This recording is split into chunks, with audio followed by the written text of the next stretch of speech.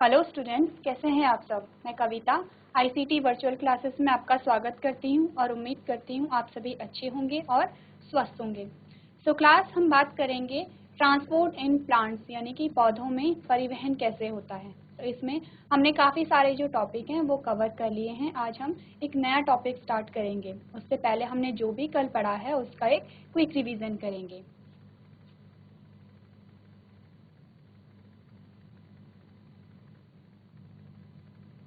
तो कल हमने बात की थी लॉन्ग डिस्टेंस ट्रांसपोर्ट के बारे में, यानी कि जो लंबी दूरी का जो ट्रांसपोर्ट है, लंबी दूरी का जो परिवहन है वो कैसे होता है, किसके माध्यम से होता है।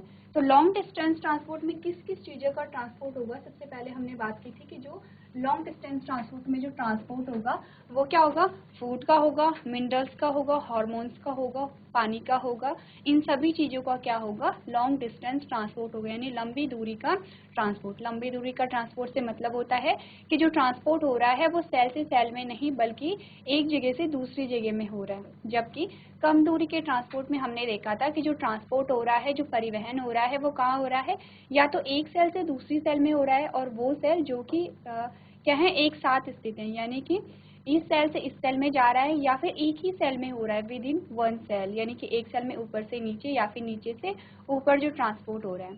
तो शॉर्ट डिस्टेंस ट्रांसपोर्ट में आपने बहुत सारे जो विधियां थी कि किन किन विधियों से क्या होता है शॉर्ट डिस्टेंस ट्रांसपोर्ट होता है वो हमने पढ़ा था।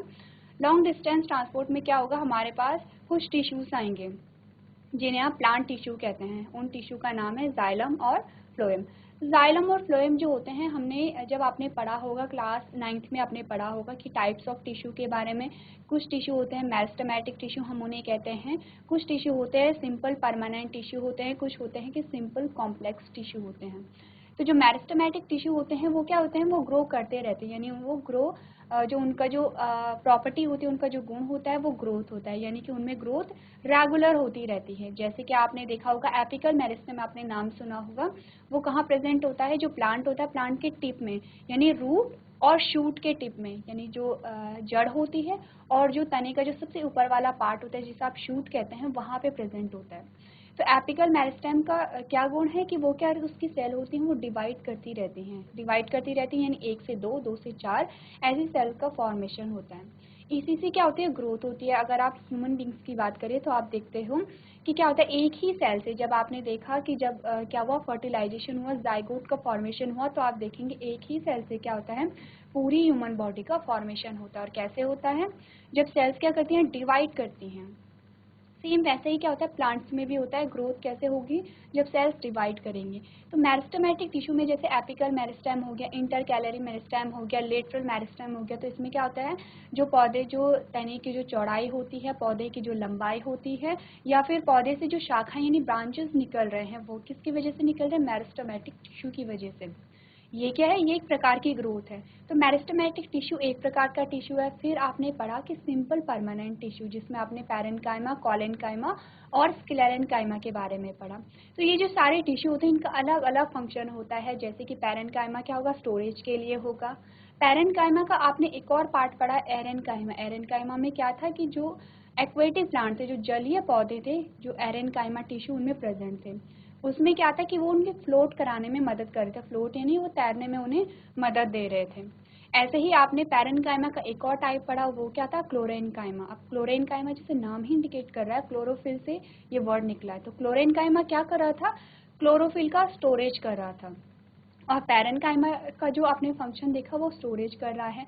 वैसे स्क्लेरेन्काइमा आपने देखा, कोलेनकाइमा आपने देखा, क्या होते हैं, कुछ टिश्यू क्या हो रहे हैं, मैकेनिकल सपोर्ट को प्रोवाइड कर रहे हैं, कुछ फ्लैक्सिबिलिटी को प्रोवाइड कर रहे हैं। जैसे कि आपने क्या किया, आपने एक पेड़ को नीचे खींचा, उसकी टहनी को नीचे खींचा, वो आ गई, फिर आपने छोड़ा तो वो जो टहनी थी वो फिर से अपनी ओरिजिनल पोजिशन में चली गई। तो ये क्या है, ये फ्लैक्सिबिलिटी है। तो ये जो टिश्यू होते हैं इनका अलग अलग फंक्शन होता है। तो उसके बाद हमारे पास जो आया, हमारे पास आया कॉम्प्लेक्स परमानेंट टिश्यू, यानी परमानेंट है और इनकी जो ओरिजिन है वो कैसी है, कॉम्प्लेक्स है।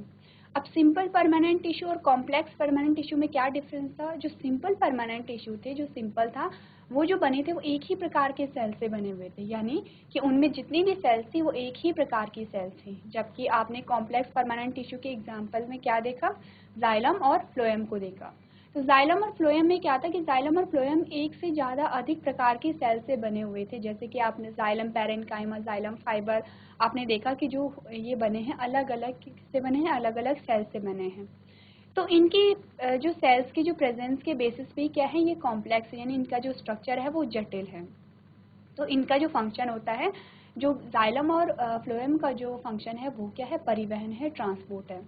और कैसा परिवहन है, लॉन्ग डिस्टेंस ट्रांसपोर्ट, यानी लंबी दूरी का ट्रांसपोर्ट ही इनका क्या है, फंक्शन है। तो आज हम यही पढ़ेंगे कि कैसे जाइलम के थ्रू ट्रांसपोर्ट हो रहा है, कैसे फ्लोएम के थ्रू ट्रांसपोर्ट हो रहा है। तो सबसे पहले हमारे पास आया जाइलम, थ्रू जाइलम। तो जाइलम के थ्रू किसका ट्रांसपोर्ट हमने पढ़ा था, हमने देखा जाइलम के थ्रू जल और जो मिनरल्स यानी कि जो वाटर और मिनरल्स का क्या हो रहा है, परिवहन हो रहा है, ट्रांसपोर्ट हो रहा है। और कैसे हो रहा है, अपवर्ड ट्रांसपोर्ट हो रहा है, यानी ऊपर की ओर ट्रांसपोर्ट हो रहा है, क्योंकि जो पानी और जो मिनरल्स होते हैं वो जड़ों के द्वारा अवशोषित होते हैं। और कैसे डायरेक्शन कैसे बताई थी कि यूनी डायरेक्शनल, यानी एक दिशा, एक ही दिशा में क्या हो रहा है यहाँ पे, आप जैसे कि यहाँ पे इमेज में भी देखेंगे, ये जो डायरेक्शन है ये एक ही दिशा में हो रहा है, यानी कि यूनी डायरेक्शनल यहाँ पे मूवमेंट हो रहा है। तो यहाँ पे जो आप देखेंगे कि जो ट्रांसपोर्ट ऑफ वाटर और मिनरल्स में आप देखेंगे सबसे पहला जो आता है सेंटेंस आपके पास आया, bulk flow and mass flow, यानी कि जो जाइलम के थ्रू जो ट्रांसपोर्ट हो रहा है वो किस पर निर्भर करता है, बल्क फ्लो और मास फ्लो।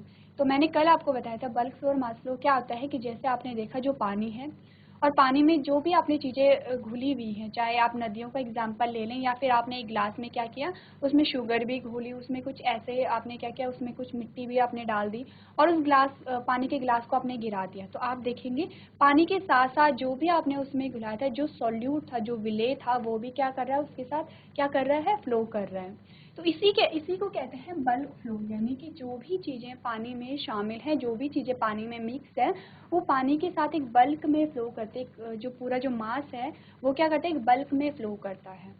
तो यही जो थ्योरी है ये कहाँ पे अप्लाई होती है, जब जल का यानी वाटर का जो ट्रांसपोर्ट होता है वो जाइलम के थ्रू होता है। यानी कि जाइलम में और क्या क्या घुले होंगे, जाइलम में मिनरल्स भी प्रेजेंट होंगे और जाइलम के पानी के साथ साथ वो क्या करेंगे, पानी में मिनरल्स प्रेजेंट है तो पानी के साथ साथ वो भी क्या करेंगे, ट्रांसपोर्ट करेंगे, उनका परिवहन होगा। तो यहाँ पे आपने क्या देखा, आपने देखा कि जो जाइलम है वो किसका, वाटर और मिनरल्स का ट्रांसपोर्ट करता है। नेक्स्ट हम देखेंगे कि जब ट्रांसपोर्ट ऑफ वाटर में हम देखेंगे कि पानी का जो एब्जॉर्प्शन होता है, पानी का जो ट्रांसपोर्ट परिवहन होता है वो कैसे होता है। तो हमारे पास तीन प्रकार की यहाँ पे तीन चीज़ें आएंगी। सबसे पहले होगा एब्जॉर्प्शन, यानी कि पानी का क्या हो रहा है, यहाँ पे अवशोषण हो रहा है, पानी यहाँ पे अवशोषित हो रहा है। उसके बाद आएगा अपवर्ड मूवमेंट, जिसे आप एक्सेंट ऑफ सैप भी कहते हैं, यानी कि पहले पानी क्या हुआ, जड़ों के द्वारा अवशोषित हुआ, अब क्या होगा, पानी का अपवर्ड मूवमेंट होगा, यानी जड़ों ने क्या किया, अवशोषित किया, एब्जॉर्ब किया, अब पानी के ऊपर पहुंचाने का काम होगा, जिसे हम अपवर्ड मूवमेंट कहते हैं। और लास्ट में होगा ट्रांसपीरेशन, लास्ट में क्या होगा, ट्रांसपीरेशन। ट्रांसपीरेशन क्या है, लॉस ऑफ वाटर, यानी कि पानी की जो हानि होती है या पानी का जो पौधा होता है, पानी का पौधे से बाहर निकलने की जो प्रक्रिया होती है उसे हम ट्रांसपीरेशन कहते हैं। तो ये जो तीनों जो पॉइंट्स हैं, इन तीनों पॉइंट्स के थ्रू आप समझेंगे कि जो जल का जो परिवहन होता है, जल का जो ट्रांसपोर्ट होता है वो किस प्रकार होता है। तो सबसे पहले हमारे पास आएगा, सबसे पहले हम पढ़ेंगे एब्जॉर्प्शन के बारे में। एब्जॉर्प्शन में आपने देखा कि water absorption in plant is a biological process. ये क्या है, एक बायोलॉजिकल प्रोसेस है। बायोलॉजिकल प्रोसेस क्यों है, क्योंकि इसमें क्या हो रहे हैं, इसमें लिविंग जो प्लांट है वो शामिल है, क्योंकि ये जो ट्रांसपोर्ट हो रहा है वो लिविंग के अंदर हो रहा है, प्लांट्स के अंदर हो रहा है, इसीलिए ये क्या है, बायोलॉजिकल प्रोसेस है। और इसमें क्या होता है कि प्लांट क्या कराते हैं, ट्रांसपोर्ट कराते हैं वाटर को from soil to root xylem via root hairs. यानी कि यहाँ पे क्या होता है कि जो पानी का जो ट्रांसपोर्ट होता है वो सॉइल से कहाँ होगा, रूट जाइलम में होगा, यानी कि रूट में जो जाइलम प्रेजेंट है वहाँ पे होगा। और किसके द्वारा होगा, रूट हेयर के द्वारा। यानी कि आपको ये याद रखना है, मैंने आपको कल भी बताया था, आपके सामने क्या है, एक इमेज है, आपके सामने क्या है, ये एक इमेज है। ये आपको क्या दिख रही है, ये आपको मेन रूट दिख रही है, ये है मेन रूट है। और ये जो आपको पतले पतले से स्ट्रक्चर दिखाई दे रहे हैं, ये आपको क्या दिखाई दे रहे हैं, ये दिखाई दे रहे हैं रूट हेयर। ये क्या है, रूट हेयर है। तो रूट हेयर के थ्रू ही आपने यहाँ पे पढ़ा कि यहाँ पे क्या है, ये रूट हेयर के थ्रू ही यहाँ पे जो पानी आता है वो एब्जॉर्ब होगा, यानी कि जो महीन धागे नुमा संरचना थ्रेड लाइक स्ट्रक्चर आपको देखने को मिल रहा है उसे हम क्या कहेंगे, उसे हम रूट हेयर कहते हैं। अब रूट हेयर के द्वारा क्या होता है, पानी अवशोषित होता है और कहाँ जाएगा, ये जाएगा मेन रूट में, ये कहाँ जाएगा, मेन रूट में जाएगा। और रूट हेयर में किसके द्वारा अवशोषित होते हैं, जो जाइलम प्रेजेंट होता है जाइलम के थ्रू अवशोषित होते हैं, और किसके थ्रू होते हैं, रूट हेयर के थ्रू होते हैं। तो जब पानी के अवशोषण में बहुत सारी प्रक्रियाएं शामिल होती हैं, यानी कि जब भी जल का क्या हो रहा है, जल का जो भी अवशोषण हो रहा है उसमें बहुत सारी प्रक्रियाएं शामिल हैं, जिसमें रेस्पिरेशन, ट्रांसपिरेशन और ऑस्मोसिस है। तो इन प्रक्रियाओं के फलस्वरूप ही क्या हो रहा है, पानी का अवशोषण हो रहा है। आगे आप देखेंगे कि पानी का जो अवशोषण है वो क्यों हो रहा है, क्योंकि यहाँ पे ट्रांसपिरेशन हो रहा है, रेस्पिरेशन हो रही है, ऑस्मोसिस की प्रोसेस हो रही है। इसमें सबसे ज़्यादा आप पढ़ेंगे ट्रांसपिरेशन के बारे में। तो आप देखेंगे जैसे जैसे ट्रांसपिरेशन हो रहा है वैसे वैसे वाटर का एब्जॉर्प्शन भी हो रहा है, क्योंकि ट्रांसपिरेशन आपको बताया गया था क्या होता है, ट्रांसपिरेशन है कि पानी की हानि यानी लॉस ऑफ वाटर। तो पौधे से क्या हो रहा है, पानी निकल रहा है, और जब पौधे से पानी निकल रहा है तो वो क्या कर रहा है, एक पुश यानी कि एक फोर्स डाल रहा है। जैसे कि आपने देखा कि जब भी आप अपने छतों में अपने टंकियों को भरते तो आप मोटर का यूज़ करते हैं, मोटर क्या करती है, खींचती है पानी को। वैसा ही काम कुछ क्या कर रहा है, ट्रांसपिरेशन कर रहा है। यानी ट्रांसपिरेशन क्या कर रहा है, एक प्रेशर लगा रहा है किस पे, पौधे पे। जैसे जैसे ट्रांसपिरेशन हो रहा है, पानी बाहर निकल रहा है पौधे से, तो वो क्या कर रहा है, पानी को खींच रहा है। जैसे पानी को खींच रहा है वैसे ही क्या होगा, रूट हेयर क्या करेगी, एब्जॉर्ब करेगी पानी को, रूट हेयर से मेन रूट में जाएगा और वैसे ही पानी ऊपर चढ़ता जाएगा। तो आपने देखा कि जो पानी का जो एब्जॉर्प्शन हो रहा है, जो अवशोषण हो रहा है, वो इन्हीं प्रक्रियाओं के द्वारा हो रहा है। तो आपने क्या पढ़ा, आपने पढ़ा सबसे पहला जो स्टेप होता है एब्जॉर्प्शन, आपने पढ़ा। नेक्स्ट आता है पाथवे ऑफ वाटर एब्जॉर्प्शन, यानी कि अभी तक तो आपने देखा कि पानी का एब्जॉर्प्शन हो रहा है, किस प्रकार से हो रहा है, कौन कौन सी प्रक्रियाएं होती हैं जो एब्जॉर्प्शन के लिए रिस्पॉन्सिबल होती हैं। अब हम देखेंगे कि रूट हेयर से जो पानी है वो मेन रूट में आ गया है, तो उसके अंदर जो पानी का जो पाथवे है, पानी का जो रास्ता है वो किस प्रकार का रास्ता है। यानी कि यहाँ पे अगर एक ही प्रकार का रास्ता होता तो फिर क्या होता, फिर हम अलग अलग करके नहीं पढ़ते। तो यहाँ पे हमें दो रास्ते मिलते हैं, तो वो क्या होंगे, अलग अलग होंगे, इसीलिए हम क्या करेंगे, उन्हें पढ़ेंगे। जैसे एपोप्लास्ट पाथवे और सिम्प्लास्ट पाथवे। एपोप्लास्ट में क्या होता है, जब मैंने आपको कल बताया था, जैसे कि आप इमेज में देखेंगे, ये जो आपको पिंक कलर के ये लाइन दिख रही है, ये क्या है, एपोप्लास्ट पाथवे है। यहाँ पे क्या हुआ, पानी यहाँ पे एंटर हुआ और यहाँ पे पानी, अब आप देखेंगे इमेज में कि ये क्या है, ये सेल है, ये क्या है, ये सेल है, और ये क्या है, सेल के बाहर क्या है, ये सेल वॉल है। तो ये ना सेल के अंदर एंटर नहीं करता है। यानी कि आपने देखा, आप एपोप्लास्ट रूट को देखेंगे तो आप ये पिंक कलर की जो लाइनिंग देख रहे हैं, आप देखेंगे कि यहाँ पे जो सेल हैं, यानी कि ये सेल है, ये सेल है, ये सेल है। जैसे कि यहाँ पे मैंने कुछ सेल बनाई, ये एक सेल है और ये क्या है, ये दूसरी सेल है, ये है, ये तीसरी सेल है, और ये क्या है, ये चौथी सेल है। तो पानी क्या है, पानी यहाँ से मूव कर रहा है, पानी यहाँ से मूव कर रहा है, पानी अंदर नहीं जा रहा है, पानी अंदर नहीं जा रहा है, सेल के अंदर पानी नहीं जा रहा है, पानी कहाँ से, बीचों बीच ही जा रहा है। यानी कि जहाँ से एक सेल दूसरी सेल से जॉइंट है, वो पानी बीचों बीच निकल रहा है। तो जब इस प्रकार का पाथवे होता है तो उसे हम क्या कहते हैं, एपोप्लास्ट पाथवे कहते हैं। यानी कि एपोप्लास्ट पाथवे में क्या हो रहा है, वो सेल के अंदर नहीं जा रहा है। तो नेक्स्ट हमारे पास आता है सिम्प्लास्ट पाथवे। अब सिम्प्लास्ट पाथवे क्या है, इससे जस्ट अपोजिट है। अब ये ब्लू वाली लाइन को देखेंगे और आप देखेंगे कि यहाँ से ये स्टार्टिंग से ही सेल के अंदर चला गया है, ये जो सेल है सेल के अंदर ये चला गया है। यानी कि यहाँ पे क्या हो रहा है, सिम्प्लास्ट पाथवे में जो पानी है वो सेल के अंदर से होके निकल रहा है। तो इन दोनों में डिफरेंस क्या है कि जो एपोप्लास्ट रूट होता है, एपोप्लास्ट पाथवे होता है, वहाँ पे जो पानी की जो मूवमेंट होती है वो तेज होती है, क्योंकि क्या हो रहा है कि इसे सेल के बीच से नहीं गुजरना पड़ रहा है। अब आपने देखा कि सेल के अंदर बहुत सारी सेल ऑर्गेनेलीज होती हैं, साइटोप्लाज्म होता है, तो ये क्या करेगा, यहाँ पे अगर सिम्प्लास्टिक रूट की बात करें तो यहाँ पे क्या होता है, जब ये सेल के अंदर से गुजरेगा तो यहाँ पे बहुत सारा मटेरियल होगा जो कि क्या करेगा, पानी की जो मूवमेंट होती है, पानी की जो गति होती है उसे स्लो कर देगा। तो ये क्या है, ये स्लो है, और ये क्या है, ये फास्ट है। यानी कि एक जो एपोप्लास्ट की अगर हम बात करें तो वो फास्ट मूवमेंट है, और अगर सिम्प्लास्ट की बात करें तो ये क्या है, स्लो मूवमेंट है, पानी धीरे धीरे जा रहा है। और दोनों क्या है, पैसिव पैसिव हैं यहाँ पे, यानी कोई भी एनर्जी यहाँ पे खर्च नहीं हो रही है। तो ये तो बात की आपने रूट की।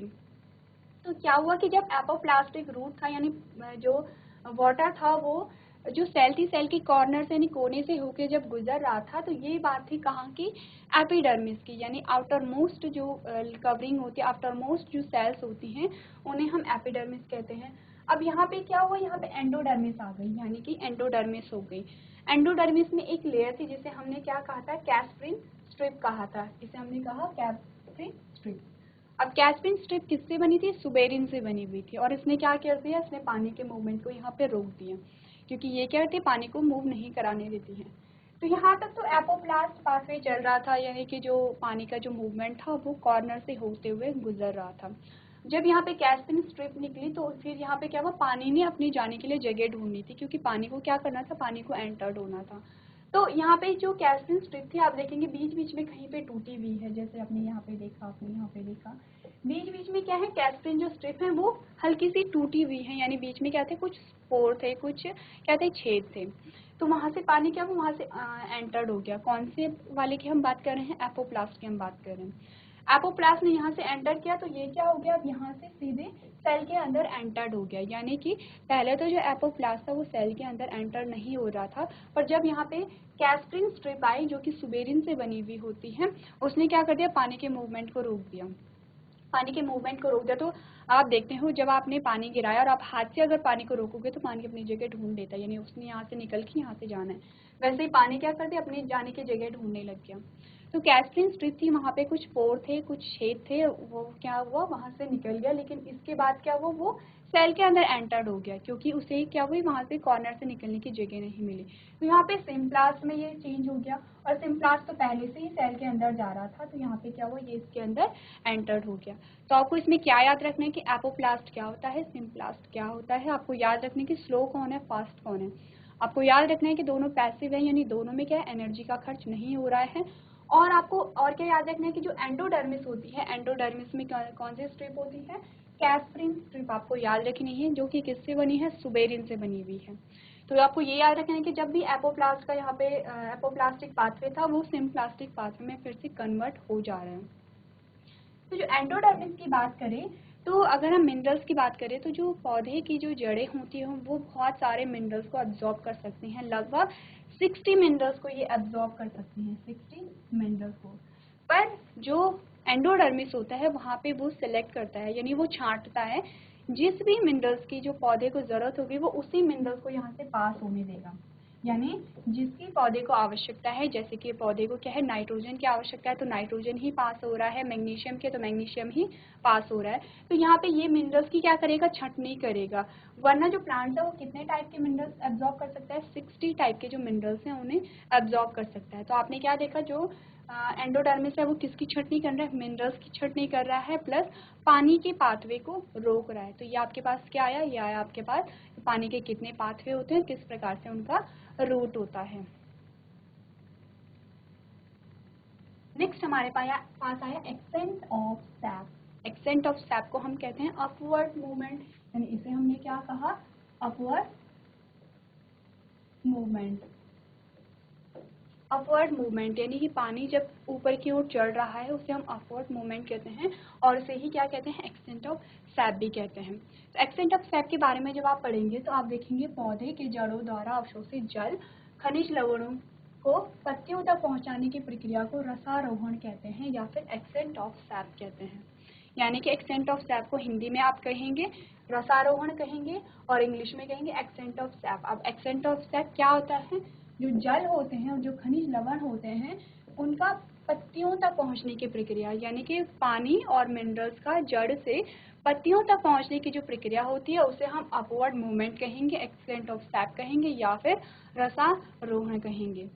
तो इसमें आप देखते हैं कि यह क्रिया पौधे में जाइलम वाहिनियों के द्वारा होती है, यानी कि जाइलम वाहिनियों के द्वारा ये जो प्रोसेस होगी वो कंप्लीट होगी।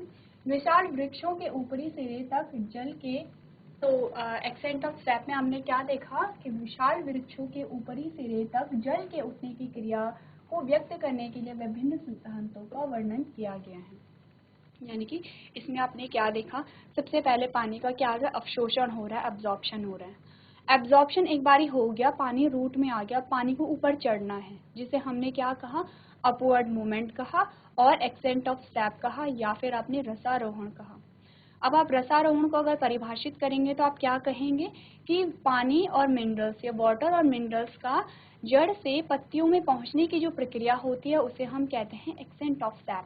अब सैप क्या होता है? सैप होता है कि जल और खनिज लवण को हम क्या कहते हैं, सैप कहते हैं, यानी वाटर प्लस मिनरल्स को हम क्या कहेंगे, सैप कहेंगे, कंबाइंडली सैप कहेंगे, यानी कि वाटर प्लस मिनरल्स को हम क्या कहेंगे, सैप कहेंगे। तो सैप में क्या आएगा, वाटर भी आएगा और मिनरल्स भी आएगा। तो वाटर और मिनरल्स के ऊपर जो चढ़ने की जो प्रक्रिया है वो एक्सेंट ऑफ सैप है।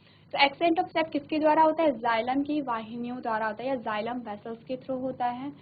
तो एक्सेंट ऑफ सैप को डिफाइन करने के लिए बहुत सारे सिद्धांत हैं, बहुत सारे क्या हैं, बहुत सारी थ्योरीज हैं। तो इनमें से हम सबसे पहले बात करेंगे मूल दाब सिद्धांत की, यानी रूट प्रेशर थ्योरी की।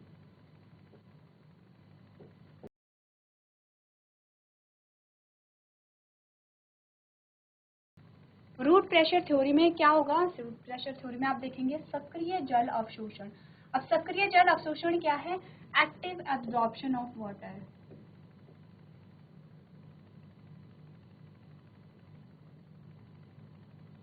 सक्रिय जल अवशोषण यानी एक्टिव एब्जॉर्प्शन हो रहा है यहाँ पे। तो आप देखेंगे सक्रिय जल अवशोषण के समय जड़ की जाइलम वाहिकाओं में उत्पन्न द्रव स्थैतिक दाब को मूल दाब कहते हैं। द्रव स्थैतिक दाब को हम क्या कहते हैं, हाइड्रोस्टैटिक प्रेशर कहते हैं। यानी कि इन शॉर्ट जो मूल दाब होता है वो क्या होता है, रूट प्रेशर थ्योरी, यानी कि रूट में एक प्रेशर लग रहा है। रूट में प्रेशर किसके द्वारा लग रहा है, पानी के द्वारा लग रहा है। तो अभी आप देखेंगे जब भी पानी चढ़ रहा है या ट्रांसपिरेशन हो रहा है या जो प्लांट है, प्लांट में जो वाटर का परिवहन हो रहा है, ट्रांसपोर्ट हो रहा है, तो उसमें दो प्रकार के क्या होते हैं, यहाँ पे दो प्रकार के प्रेशर लगता है, दो प्रकार के दाब लगते हैं। एक तो आपने देखा पॉजिटिव और दूसरा है नेगेटिव। पॉजिटिव यानी जब आप पुल करते हो, पुल यानी कि जब आपने पुल किया तो क्या हुआ, ये पॉजिटिव हुआ, और जब आपने पुश किया तो ये क्या हुआ, नेगेटिव हुआ।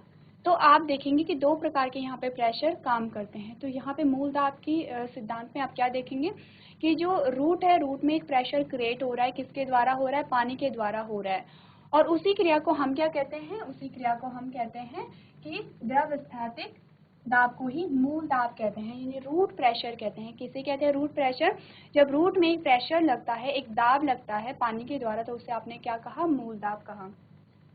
नेक्स्ट आप देखेंगे मूल दाब शब्द का प्रयोग सर्वप्रथम स्टीफन हेल्स ने किया था, यानी कि जो मूल दाब का जो वर्ड का जो यूज किया था सबसे पहले स्टीफन ने किया था। मूल दाब मूल कोशिकाओं द्वारा सक्रिय जल अवशोषण के दौरान एकत्रित जल के कारण उत्पन्न द्रव स्थैतिक दाब है। यानी कि ये क्या है कि जब वहाँ पे क्या होता है कि वाटर एब्जॉर्ब हो रहा है तो वाटर के थ्रू ही क्या हो रहा है, एक दाब लग रहा है, एक प्रेशर लग रहा है, जिसे आपने मूल दाब कहा। रसारोहण का मूल दाब सिद्धांत प्रीस्टिले ने प्रस्तुत किया, यानी कि एक्सेंट ऑफ सैप पे क्या अप्लाई हो रहा है, मूल दाब सिद्धांत, यानी कि रूट प्रेशर थ्योरी अप्लाई हो रही है, जिसे प्रीस्टिले ने क्या क्या प्रस्तुत किया। इस सिद्धांत के अनुसार जड़ों में उत्पन्न मूल दाब अवशोषित जल को तने में पत्तियों तक पहुंचा देता है। इस सिद्धांत के समर्थन में दो प्रमाण हैं, एक तो ब्लीडिंग जिसे आप कहते हैं, रसस्राव, और एक गटेशन कहते हैं। तो अभी तक आपने क्या देखा कि मूल दाब क्या है, मूल दाब है कि जो जड़ों में उत्पन्न होने वाला एक दाब है जो कि पानी के द्वारा उत्पन्न होता है, जिसे आप मूल दाब कहते हैं। अब मूल दाब के सिद्धांत में क्या हो रहा है, मूल दाब के सिद्धांत में यहाँ पे मूल दाब यानी कि रूट प्रेशर कैसे यहाँ पे हो रहा है, जैसे कि ये एक रूट है, ये क्या है, एक रूट है। अब रूट में क्या हुआ, जब हमने वाटर के एब्जॉर्प्शन की बात की थी तो हमने कहा कि जो पानी का जो एब्जॉर्प्शन होता है, अवशोषण होता है, वो क्या होता है, पैसिवली होता है, यानी यहाँ पे एनर्जी खर्च नहीं हो रही है। पर अगर मिनरल्स की बात करें तो मिनरल्स का जो अवशोषण होता है वो एक्टिव भी होगा और वो पैसिव भी होता है। तो यहाँ पे क्या हुआ कि जो मिनरल्स थे वो यहाँ अंदर आ गए, यानी कि एक्टिव प्रोसेस के थ्रू आए या पैसिव प्रोसेस के थ्रू आए, मिनरल्स क्या हुए, जड़ में आ गए, यानी कि जड़ के द्वारा अवशोषित हो गए। एक बार अगर मिनरल्स यहाँ पे अवशोषित हो जाते हैं तो इसके साथ साथ फिर क्या आता है, पानी भी फिर क्या किसे फॉलो करता है, मिनरल्स को फॉलो करता है। यानी मिनरल्स क्या हुए, मिनरल्स जड़ के द्वारा अवशोषित हुए और पानी किसे फॉलो करता है, पानी मिनरल्स का पीछा करता है और मिनरल्स के साथ साथ ही एब्जॉर्ब हो जाता है। तो यहाँ पे जब क्या हुआ, जब मिनरल्स का एब्जॉर्प्शन और यहाँ पे मिनरल्स क्या हुआ, इकट्ठा हो गए, तो इसका जो वाटर पोटेंशियल था वो क्या हो गया, कम हो गया, वो क्या हो गया, नेगेटिव हो गया। अब आपने वाटर पोटेंशियल के बारे में पढ़ा है कि जब भी कोई सोल्यूट क्या हुआ, जब भी कोई सोल्यूट ऐड होता है तो जो वाटर का जो वाटर पोटेंशियल है वो कम हो जाता है। जब वाटर पोटेंशियल कम हो जाता है तो पानी की जो मूवमेंट होती है वो कहाँ होती है, हाई वाटर पोटेंशियल से लो वाटर पोटेंशियल में। अब इसके जो रूट के अंदर क्या हुआ, रूट के अंदर जो वाटर पोटेंशियल था, जो जल विभव था वो कम हो गया, डिक्रीज हो गया, और बाहर जो पानी था इसका जो वाटर पोटेंशियल था ये क्या था, इसका वाटर पोटेंशियल पॉजिटिव था।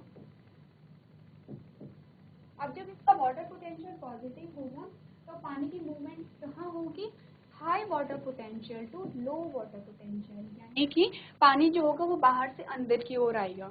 अब पानी ने क्या किया, इसीलिए क्या होता है कि मिनरल्स अंदर गए यानी कि सॉल्यूट है, सॉल्यूट गया तो जो रूट में जो भी पानी है, जो भी वहाँ पे लिक्विड है, उसका जो वाटर पोटेंशियल है, वाटर पोटेंशियल कम हो गया। वाटर पोटेंशियल कम हुआ तो बाहर क्या था, पानी ज़्यादा था और वाटर पोटेंशियल क्या हो गया, अधिक हो गया। अब जब वाटर पोटेंशियल अधिक हो गया तो फिर क्या हुआ कि यहाँ से फिर जो पानी मूव करेगा, पानी भी इसके अंदर मूव करेगा, पानी क्या हो गया, अब रूट के अंदर क्या करेगा, मूव करेगा। जब पानी यहाँ पे मूव करेगा तो यहाँ पे एक प्रेशर लगेगा, यानी कि यहाँ पे क्या होगा, एक प्रेशर होगा, और ये प्रेशर क्या करेगा, पानी और मिनरल्स को ऊपर की ओर धकेलेगा। आप ये सेम ऐसे ही है जैसे कि आपने क्या किया कि गुब्बारे में पानी को आपने क्या किया, धकेला, तो आप देखते हैं कि गुब्बारे का जो साइज होता है वो बढ़ने लगता है। या फिर आपने गुब्बारे के अंदर जब हवा भरी तो कुछ ऐसा ही था कि आपने क्या किया, हवा को उसके अंदर क्या किया कि दाब डाला, हवा उसके अंदर डाली और उसका साइज बढ़ी है। तो यहाँ पे भी ऐसे हो रहा है कि मिनरल्स गए, वहाँ से वाटर पोटेंशियल कम हुआ, वाटर पोटेंशियल कम हुआ तो फिर क्या हुआ, पानी जो था, पानी यहाँ बाहर से अंदर की ओर आ गया, क्योंकि बाहर का जो वाटर पोटेंशियल था वो अधिक था। वाटर पोटेंशियल को सिंपली हम कैसे कह सकते हैं कि जो वाटर मॉलिक्यूल्स के बीच में जो गति होती है, जो गतिज ऊर्जा होती है, उसे ही इंडिकेट करता है वाटर पोटेंशियल। यानी बाहर के जो मॉलिक्यूल्स उनमें ज़्यादा गतिज ऊर्जा थी, तो वो क्या हुआ, वो रूट के अंदर एंटर्ड हो गए। अब जब वो रूट के अंदर एंटर हुए तो उन्होंने एक दाब वहाँ पे क्रिएट किया, एक प्रेशर वहाँ पे डाला जिसे हम मूल दाब कहते हैं या रूट प्रेशर कहते हैं। रूट प्रेशर के थ्रू क्या हुआ, पानी क्या हुआ, ऊपर की ओर चढ़ने लग गया। इसी को हमने क्या कहा, एक्सेंट ऑफ सैप कहा, यानी कि एक्सेंट ऑफ सैप यानी अपवर्ड मूवमेंट कहा। तो ये क्या था, ये था मूल दाब का सिद्धांत। तो ये जो आप अभी देख रहे हैं, सबसे पहले आप क्या करेंगे, अब एक्सेंट ऑफ सैप क्या होता है आप अपनी कॉपी में से नोट करेंगे और उसके बाद आप मूल दाब के सिद्धांत को अपनी कॉपी में नोट करेंगे।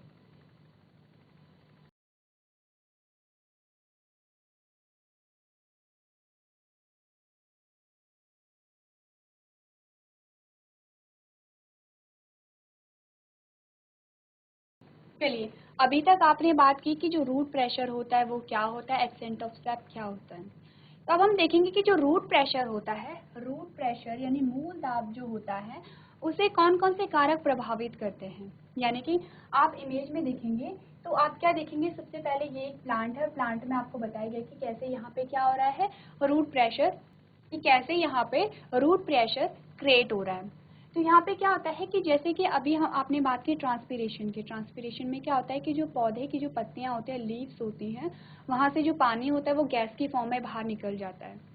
तो अगर ये जो ट्रांसपीरेशन है ये बहुत तेज़ी से हो रहा है, यानी बहुत तेज़ी से जो पानी है वो बाहर निकल रहा है, तो तेज़ी से ये क्या करेगा, पानी को खींचेगा, पानी को अवशोषित करेगा। यानी लीव के थ्रू पानी तेज़ी से अगर निकल रहा है बाहर की ओर तो ये क्या करेगा, जल भी बहुत तेज़ी से पानी को अवशोषित करेगी। अब यदि जो रूट होते हैं वो तेज़ी से पानी को अवशोषित कर रहे हैं तो यहाँ पे क्या हो रहा है, रूट में जो मिनरल्स होते हैं, मिनरल्स कलेक्ट नहीं हो पा रहे हैं क्योंकि उसका जो मूवमेंट है वो बहुत जल्दी जल्दी हो रहा है। अब यदि मिनरल्स यहाँ पे कलेक्ट नहीं हो पा रहे हैं तो यहाँ पे क्या है, यहाँ पे रूट प्रेशर क्रिएट नहीं हो रहा है, मूल दाब यहाँ पे क्रिएट नहीं हो रहा है। इसीलिए जो मूल दाब है, मूल दाब के लिए क्या रिक्वायर्ड है कि rate of transpiration is low, यानी कि जो ट्रांसपिरेशन होता है, जो वाष्पोत्सर्जन की जो प्रक्रिया होती है वो लो होनी चाहिए। इसी वजह से क्या होता है, इसी वजह से जो रूट में जो रूट प्रेशर होता है, रूट प्रेशर लगता है। जब यहाँ पे जो ट्रांसपिरेशन होगा वो लो होगा तो रूट क्या करेगी, रूट मिनरल्स को कलेक्ट करेगी। अब रूट ने मिनरल्स को कलेक्ट किया तो वाटर एंटर होगा और वाटर हाई प्रेशर से लो प्रेशर में जाएगा। तो हाई प्रेशर कहाँ पे है, हाई प्रेशर रूट पे लगा हुआ है और लो प्रेशर कहाँ है, लीफ है, यानी जो पानी है वो रूट से लीफ में जाएगा। तो इसी प्रकार क्या होगा कि जो मूल दाब का जो सिद्धांत है वो यहाँ पे अप्लाई करेगा। तो मूल दाब आप देखेंगे कि कभी कभी क्या होता है कि यहाँ पे जैसे अगर हम वाटर के एब्जॉर्प्शन की बात करें तो कभी कभी क्या होता है कि जो पानी होता है, जो पौधा होता है वो पानी में पूरी तरीके से क्या होता है, पूरी तरीके से भरा हुआ या पूरी तरीके से उसमें डूबा हुआ होता है, यानी कि ये जो रूट है यहाँ पे पूरा पानी है। अब क्या होता है कि जब पूरी तरीके से पानी से में ये डूबा हुआ है तो वहाँ पे जो ऑक्सीजन का जो अमाउंट होता है वो कम हो जाता है। ऑक्सीजन का जब अमाउंट कम होगा तो क्या होगा, रेस्पिरेशन की क्रिया नहीं होगी, वहाँ पे क्या होगा, वहाँ पे एटीपी का फॉर्मेशन नहीं होगा। एटीपी का फॉर्मेशन नहीं होगा तो फिर क्या होगा, जो पौधा है वो मरने लगेगा। यानी कि क्या हुआ, पानी जो पौधा है वो पूरी तरीके से पानी में से भरा हुआ था, पानी से भरा हुआ था तो वहाँ पे ऑक्सीजन कम हो गई। अब ऑक्सीजन कम हो गई यानी कि वहाँ पे जो पानी का क्या हुआ, अवशोषण नहीं हो पाया, क्योंकि वहाँ पे क्या होगा, मिनरल्स का एब्जॉर्प्शन नहीं हो पा रहा है। तो मिनरल्स का एब्जॉर्प्शन नहीं हो पा रहा है तो यहाँ पे फिर वाटर का एब्जॉर्प्शन भी नहीं हो रहा है। वाटर का एब्जॉर्प्शन नहीं हो रहा है तो फिर क्या हो रही है, वहाँ पे जो एटीपी का जो फॉर्मेशन है, जो फोटोसिंथेसिस की जो प्रोसेस है वो नहीं हो पा रही है, और फोटोसिंथेसिस नहीं हो पा रहा है तो जो पौधा है वो मर जा रहा है, यानी कि उसकी डेथ हो जाती है। तो तभी आपने देखा होगा कि जो पौधा होता है जो पानी में पूरी तरीके से पानी से घिरा हुआ है और बहुत दिन बाद अगर वही स्थिति बनी रहती है तो पौधे की क्या हो जाती है, वहाँ पे मृत्यु हो जाती है, क्योंकि क्या हो रहा है, मिनरल्स का एब्जॉर्प्शन नहीं हो रहा है। मिनरल्स अगर एब्जॉर्ब नहीं हो रहे हैं तो पानी का एब्जॉर्प्शन नहीं होगा, और पानी अगर एब्जॉर्ब नहीं होगा तो फोटोसिंथेसिस नहीं होगी, क्योंकि हमने कल बात की थी कि जल क्या है, फोटोसिंथेसिस में एक महत्वपूर्ण तत्व है जो कि फोटोसिंथेसिस के लिए रिस्पॉन्सिबल है और उसके लिए अनिवार्य तत्व के रूप में कार्य करता है। तो ये आपने पढ़ा मूल दाब के बारे में। नेक्स्ट जो हमारे पास आता है फंक्शन ऑफ रूट प्रेशर, यानी कि रूट प्रेशर का फंक्शन क्या है, क्यों हमें रूट प्रेशर की आवश्यकता पड़ती है। तो इसमें सबसे पहले आप देखेंगे कि रीजनरेशन ऑफ वाटर कॉलम। अब वाटर कॉलम क्या होते हैं, जब भी पानी का अवशोषण हो रहा है या पानी का परिवहन हो रहा है तो पानी क्या होता है, पानी के जो मॉलिक्यूल्स होते हैं एक दूसरे से जुड़े हुए होते हैं। जैसे कि आप यहाँ पे देखेंगे, यहाँ पे आपने देखा कि जो पानी है यहाँ से ऐसा ऐसे, ये जो आप लाइन देख रहे हैं, ये जो आप सीक्वेंस देख रहे हैं, इसे वाटर कॉलम कहते हैं। अब क्या हुआ, जब ट्रांसपिरेशन हुआ, ट्रांसपिरेशन से क्या हुआ, बहुत तेजी से पानी अवशोषित हो रहे हैं। तेजी से जब अगर पानी अवशोषित हो रहा है तो ये जो वाटर मॉलिक्यूल्स हैं इनकी जो चेन है वो टूट जाती है, यानी कि वाटर जो कॉलम है वो टूट जाता है। तो जब वाटर कॉलम टूट गया तो तेजी से ट्रांसपिरेशन कब होगा, जब बहुत ज़्यादा सनलाइट पड़ेगी, जब टेम्परेचर बहुत हाई होगा। टेम्परेचर बहुत हाई होगा तो जो ट्रांसपिरेशन का जो रेट है वो भी बहुत हाई होगा। अब ट्रांसपिरेशन का रेट हाई हो रहा है, वाटर जो है वो तेजी से एब्जॉर्ब हो रहा है, तो वाटर कॉलम यानी ये जो वाटर की जो चेन है ये टूट गई है। अब जब ये वाटर की चेन टूट गई तो जब यहाँ पे जब ये हुआ, जब रूट प्रेशर क्रिएट हुआ तो रूट प्रेशर के थ्रू ही ये जो वाटर की जो चेन थी वो फिर से इसका निर्माण हुआ। कैसे हुआ, क्या होता है कि जब आपने देखा होगा कि शाम के टाइम पे या फिर बहुत सुबह के टाइम पे क्या होती है कि जो सूर्य की किरणें होती है बहुत हल्की होती हैं, तो वहाँ पे जो ट्रांसपिरेशन का जो रेट होगा बहुत लो होगा। अब यहाँ पे ट्रांसपिरेशन बहुत स्लो हो रहा है तो यहाँ से रूट प्रेशर लगता जाएगा। रूट प्रेशर अगर लगता जाएगा तो जहाँ से वो चेन टूट गई है वाटर कॉलम की चेन, वो चेन फिर से वहाँ से जुड़ जाएगी।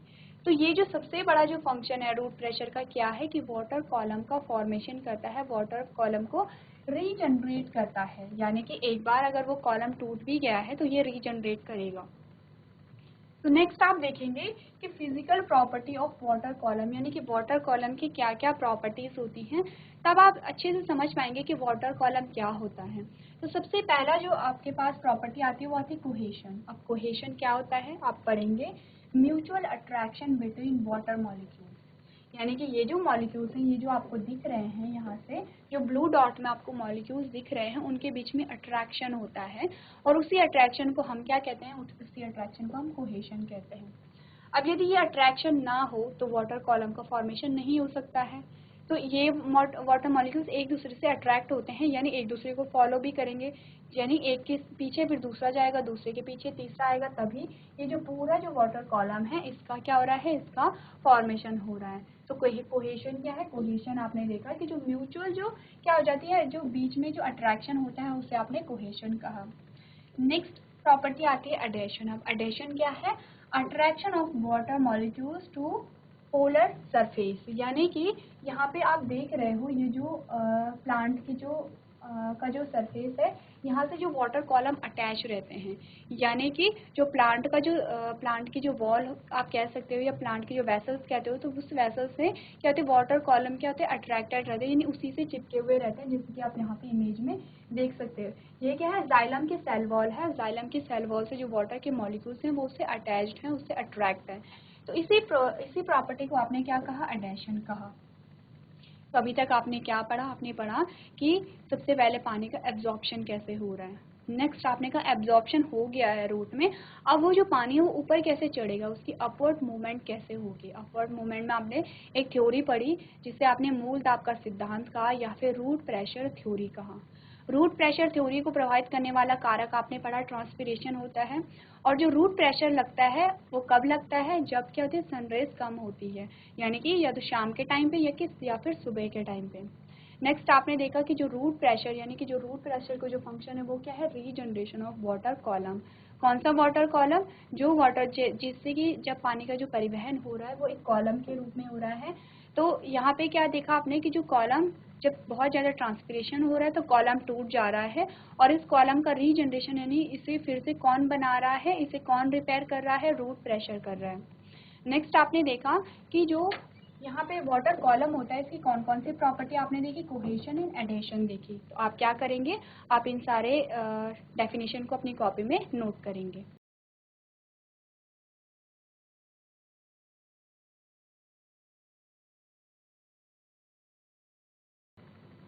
तो क्लास आज के सेशन में हम इतना ही करेंगे। आई होप मैंने आपको जो भी पढ़ाया है आपको समझ में आया होगा।